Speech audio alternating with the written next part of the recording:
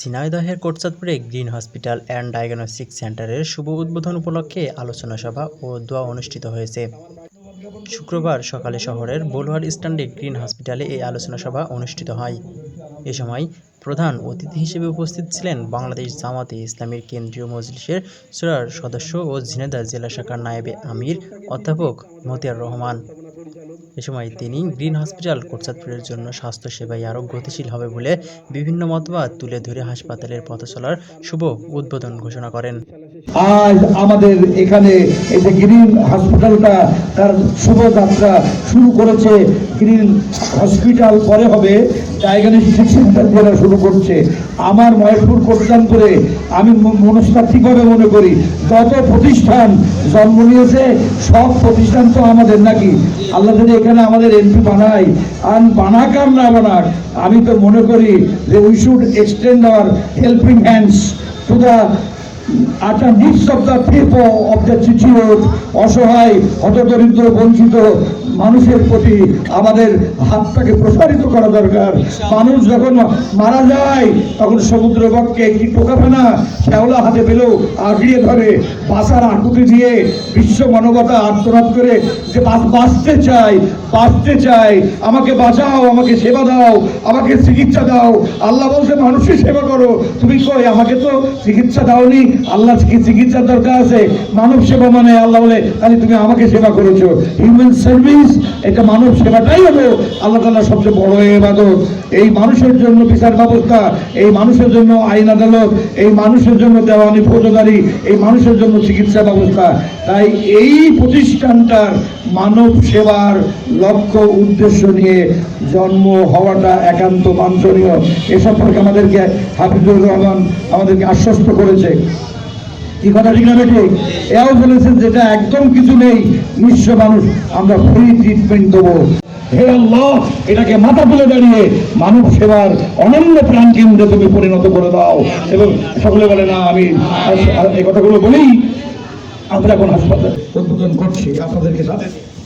মালিক এই ফিতাটা কাটলো জামাত ইসলামীর এক বড় গোলাম, বাংলাদেশ জামাত ইসলামীর কেন্দ্রীয় মজলিসের সদস্য এবং ঝিনাইদহ নায়েবে আমির।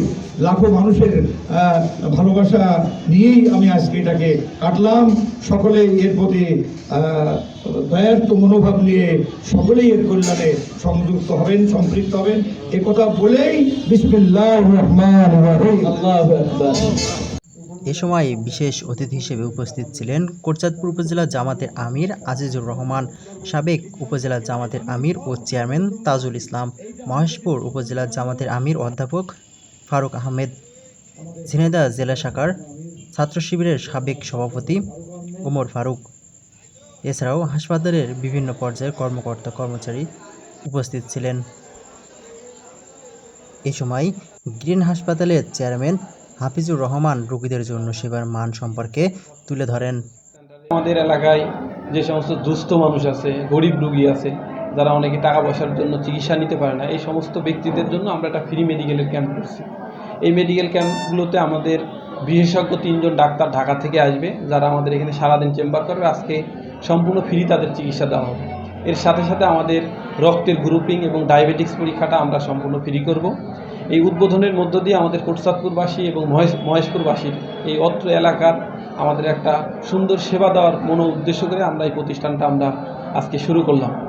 আমাদের এই প্রতিষ্ঠানের সব বিভাগগুলো আমরা শুরু করব। যেমন আমাদের নিউরো মেডিসিন বিভাগ থাকবে, মেডিসিন বিভাগ থাকবে, আমাদের গাইনি বিভাগ থাকবে, আমাদের চর্ম যৌন বিভাগ থাকবে, আমাদের কমপ্লিটলি ল্যাব থাকবে, আমাদের এক্সরে, ডিজিটাল এক্সরে থাকবে, আমাদের আধুনিক যন্ত্রপাতির মাধ্যমে আমরা এখানে নর্মাল ডেলিভারি, সিজার, প্রয়োজনীয় বিভিন্ন অপারেশন আমরা এখানে করব।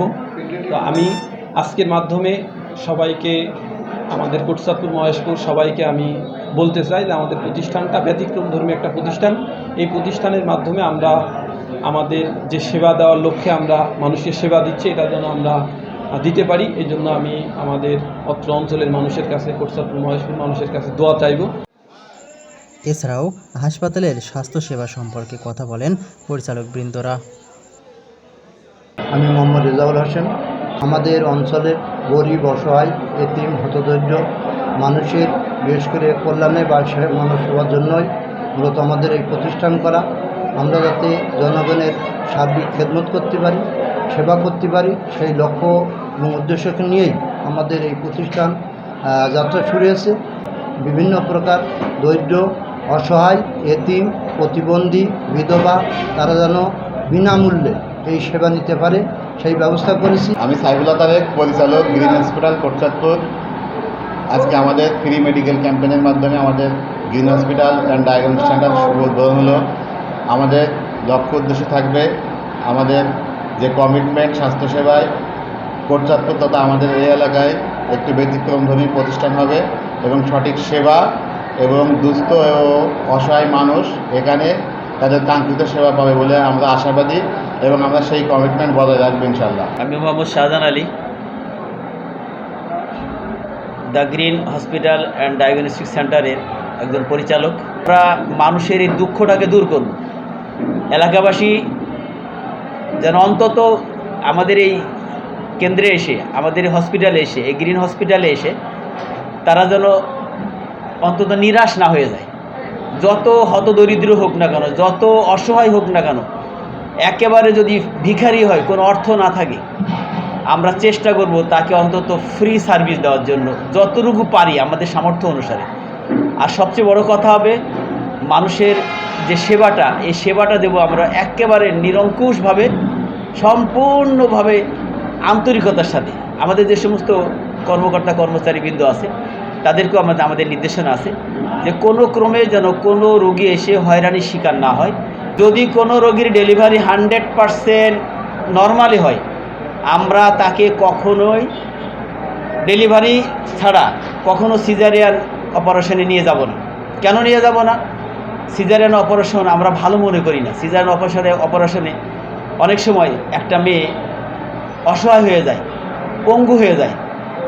যদি প্রয়োজনই হয় সিজার করা, তাহলে আমরা অত্যন্ত নিষ্ঠার সাথে অভিজ্ঞতা সম্পন্ন ডাক্তারের সাথে আমরা আলোচনা করে, কনসাল্ট করে নিয়ে অভিজ্ঞতা সম্পন্ন ডাক্তারকে নিয়ে এসে আমরা মোটামুটি সিজার করানোর চেষ্টা করব, যেন কোনো রোগী মারা না যায়।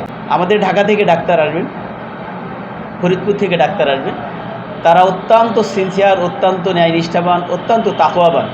আমরা তাদের দিয়ে এই গ্রিন হসপিটালে যাবতীয় সেবাটা দেওয়ার চেষ্টা করব। কোটচাঁদপুর থেকে রুকনুজ্জামান, ঝিনেদার কাগজ।